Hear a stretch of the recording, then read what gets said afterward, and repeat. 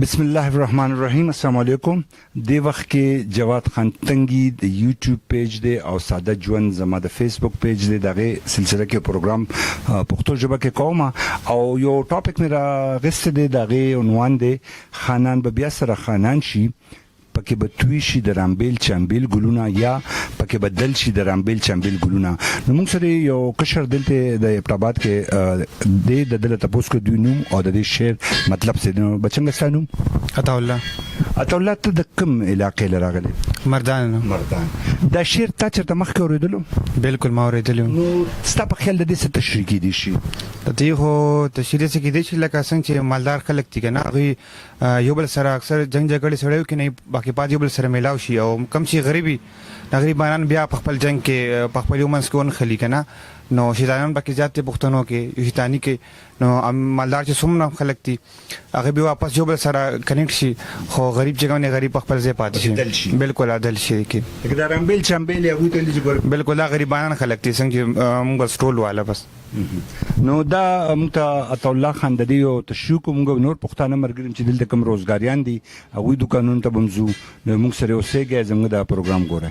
راته یا د پښتو یو شعر دی خانان به بیا سره خانان شي پکې به توی شي د رامبیل چمبیل ګلونه. دې باره کې ستاسو خیال دی؟ جنو خانان خو بخپلو کې هغه رونه دي خپلو کې مطلب سبا غي بیا غسي مخ په زمونږ پکې مخ توري. مطلب دا چې خان له مطلب دوستانم دي خپلوانم دي هر یو کار کې به کار نه لري او جی مطلب هغه سبا بیا غي زمونږ مخ په پکې توري مطلب هغه بخپلو کې بیا روغو کې خپلو کې وایو. دوی ستاسو نوم او د کوم کلی؟ زما نوم د نومانشاه ز ثوابه. دا موږ یو بل مرګرو د ثوابه نومانشاه د خپل د غراکلو د موضوع مخکې ته پوښتنه کوم. خجی تاسو نوم؟ زما مختار ګل نوم دی. مختار ګل صاحب د دې شعر خانان به بیا سره خانان شي پکې به توی شي د رامبیل چمبیل ګلونه تاسو څه د دې تشریح کوئ خپل دغه کې؟ د دې شعر خو تشریح به ترستو کوم حواله ته مطلب وایم ترجمه راته بلکې کوم مطلب ادا دی چې دوه ورځې ژوند دی سپته نه لګي د بیګا سبا مرګونه دي اکسیډنشلی مرګونه هم ډیر شو د بیماری هم ډیرې دي نو دوه ورځې ژوند دی او د دې باره کې د شعر مطلب دا دی چې څوک هم د نه په خوشحالی تیر نه کي ښې بس اوجړه کوی نو د دې مطلب دغه دی. باقي زه ته دا وایم تشریح درته کوم او صحیح کو دا خو هم ګپ لګو.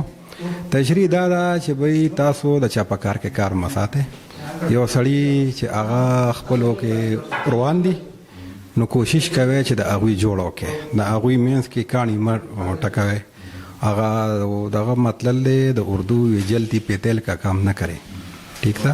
نو د مسلمانۍ او د انسانیت دا تقاضا ده چې د دوه کسانو روانه نو کوشش کوي چې د هغوی درمیان داسې غلطه خبره انفارمیشن دا مرسوي. هغه کې دا دی نن سبا د میډیا دور دی هر سړي سره موبایل په لاس کې دی نیټ په لاس کې دی کو په خپل نشي ویلې نو په فیسبوک باندې میسج ورسوي د بل په یو پوسټ باندې به کمنټس ورکړي چې دا څه مکه هغه به خبر شي چې خبر شي نو بر ورځ به هغه دوه یو ځای کو دوه رونه دي کو دوه رشتہ دار دي کو دوه دوستان دي هغوی به یو ځای شي او کم پکې شیطاني کړي نو دا به شرمندهی سترګې به ښکته. نو مهرباني کوئ د خلکو مخ کې د سولې کوشش کوئ د جګړو او دغه فساد جوړولو ذریعہ مه جوړېږئ. مهرباني. ډېره مهرباني. دا مختار صاحب موږ سره موږ د کټینګ دکان کې لکه موږ د دې وړه کمیونټي د پښتنو د گاوند کې نو موږ هغه مرګري دغه کړه لیپټاپات کې موږ یو دی وخت کې نو څنګه چې مینوالو تاسو ته مختار ویل د نورو مرګرو چې د چا کار کې کار ملره بلم زندګۍ ته پرې د خپلم تیروي او خو نه تاسو داسې کوئ نو د هر اکشن بیا ریاکشن وي او معاشره کې فساد راځي. نو ډېره مهرباني زموږ چینل ګورم ته فیډبیک راکوئ.